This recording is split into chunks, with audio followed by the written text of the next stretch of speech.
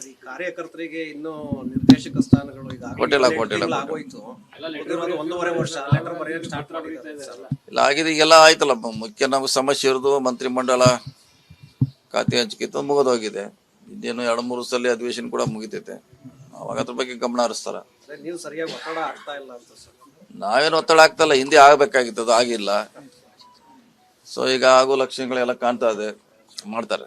ಸರಿ, ಬಿಜೆಪಿ ಅವರು ಪಾದಯಾತ್ರೆ ಬೇರೆ ಇಟ್ಕೊಂಡಿದ್ದಾರೆ. ಅದ ಅವ್ರು ಬೇರೆ, ನಾವು ಇದ್ದಾಗ ನಾವು ಮಾಡಿದೀವಿ. ನಾವು ಬಳ್ಳಾರಿ ಚಲೋ ನಾವು ಮಾಡಿದೀವಿ, ನಾವು ಮಾಡ್ತೀವಿ. ನಮಗಿದ್ದಾಗ ನಾವು ಮಾಡಿದ್ವಿ, ಈಗ ಅವ್ರು ಮಾಡ್ತಾರೆ. ಮಾಡ್ಲಿಕ್ಕೆ ತಪ್ಪಂತ ಹೇಳಲಿಕ್ಕೆ ಆಗೋಲ್ಲ. ಮಾಡ್ಲಿಕ್ಕೆ ಅವ್ರು ಎಲ್ಲದಿಂದ ಅವ್ರಿಗೆ ಅವಕಾಶ ಇದೆ, ಹಕ್ಕು ಇದೆ. ನಾಗೇಂದ್ರ ಅವ್ರ ವಿಚಾರದಲ್ಲಿ ಪಾರ್ಟಿ ಸರ್ಕಾರಕ್ಕೆ ಮುಜುಗರ ಆಗ್ತಾ ಇಲ್ವಾ? ನೋಡಿ, ಅವ್ರಿಗೆ ಈಗಾಗಲೇ ಲೋಕಾಯುಕ್ತ ಕ್ಲೀನ್ ಚೀಟ್ ಕೊಟ್ಟಿದೆ. ಆಧಾರದ ಮೇಲೆ ಮತ್ತೆ ಅವ್ರಿಗೆ ಮಾಡಿದಾರೆ ಅಷ್ಟೇ. ಈಗ ಲೋಕಾಯುಕ್ತ ಏನಾದ್ರು ಬೇರೆ ವ್ಯತಿರಿಕ್ತವಾಗಿದ್ರೆ ಅದು ಮಾತು ಬೇರೆ.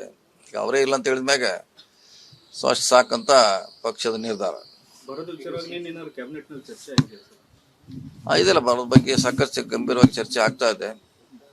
ಸೊ ನೀರಿನ ಸಮಸ್ಯೆ ಆಗ್ಬೋದು ಮುಂದಿನ ದಿನಗಳಲ್ಲಿ. ಬೆಳೆ ಅಂತಿ ಆಲ್ಮೋಸ್ಟ್ ಹೋಗಿದೆ, ಅವ್ರಿಗೆ ಪರಿಹಾರ ಕೊಡುವಂತ ಕೆಲಸ ಆಗ್ಬೇಕು ಮುಂದಿನ ದಿನಗಳಲ್ಲಿ. ಅದೇ ಮಾಡ್ಬೇಕಲ್ಲ, ಕೇಂದ್ರದವ್ರು ಬಂದ ಮೇಲೆ ಅದು ಘೋಷಣೆ ಆಗೋದು, ಅಲ್ಲಿವರೆಗೆ ಆಗೋದು.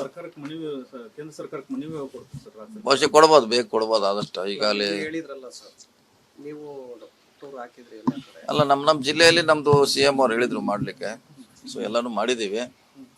ಸೊ ಅದಾದ ಮೇಲೆ ಕಳಿಸ್ಬೋದು, ಇದೆಲ್ಲ ಬೇಗ ಕಳಿಸ್ಬೋದು. ಯಾಕಂದ್ರೆ ಅದು ಬಹಳ ಬರ್ನಿಂಗ್ ಇಶ್ಯೂ ಇದೆ, ಬೇಗ ಕಳಿಸ್ಬೇಕು.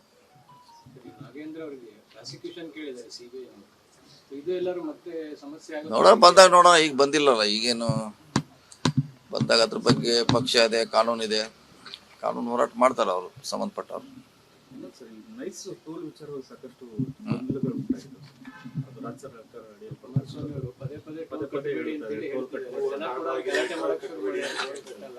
ನೋಡಿ, ಅದು ನಾವು 30 ವರ್ಷ ಕೊಟ್ಟಿದೀವಿ, ಈಗ 20 ವರ್ಷ ಆಗಿದೆ.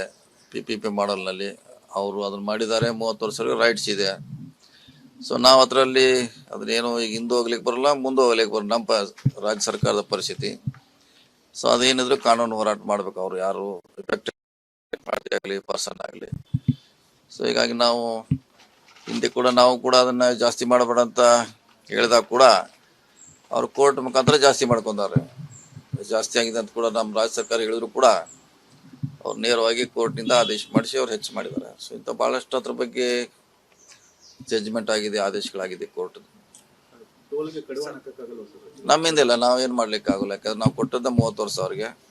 PPP ಮಾಡಲಿದೆ ಅದು. ಸೊ ಏನು ಮಾಡ್ಲಿಕ್ಕೆ ಬರಲ್ಲ. ಇಲ್ಲ, ಅದೇ ಹೇಳಿದಿಲ್ಲ, ನಾವು ನೋಟಿಸ್ ಕೊಟ್ಟರು ಕೂಡ ಅದನ್ನೇ ಚಾಲೆಂಜ್ ಮಾಡಿ ಅವ್ರಿಗೆ ಕೋರ್ಟಿಂದ ಆದೇಶ ತಂದಿದ್ದಾರೆ ಹೆಚ್ಚು ಮಾಡೋಕ್ಕಂತ. ಸೊ ನಮ್ಮ ನಿಯಂತ್ರಣ ಏನೂ ಇಲ್ಲ. ಏನಿದ್ರು ಕೋರ್ಟು ಹೋರಾಟಗಾರರ ಮಧ್ಯ ಇರುತ್ತೆ.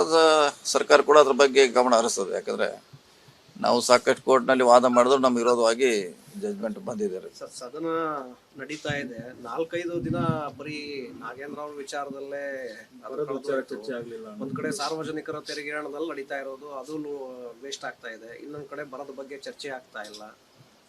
ನಾವೇನ್ ಮಾಡೋಣ, ಅವಕಾಶ ಕೊಡ್ತಾ ಇಲ್ಲ. ವಿರೋಧ ಪಕ್ಷದವ್ರು ಅವಕಾಶ ಕೊಡ್ತಾ ಇಲ್ಲ. ಈಗ ನಮ್ಮ ಪಾತ್ರ ಏನಿಲ್ಲ ಅದ್ರಾಗ. ಅವ್ರು ಅದಕ್ಕೆ ಬರ್ಬೇಕು. ನಿನ್ನ CM ಅವ್ರು ರಿಕ್ವೆಸ್ಟ್ ಮಾಡಿದಾರಲ್ಲ, ನೀವು ಬನ್ನಿ ಚರ್ಚೆ ಮಾಡಿ ನೋಟಿಸ್ ಕೊಡಿ. ನೋಟಿಸ್ ಕೊಡ್ಲಿಕ್ಕೆ ರೆಡಿ ಇಲ್ಲ ಅವರು.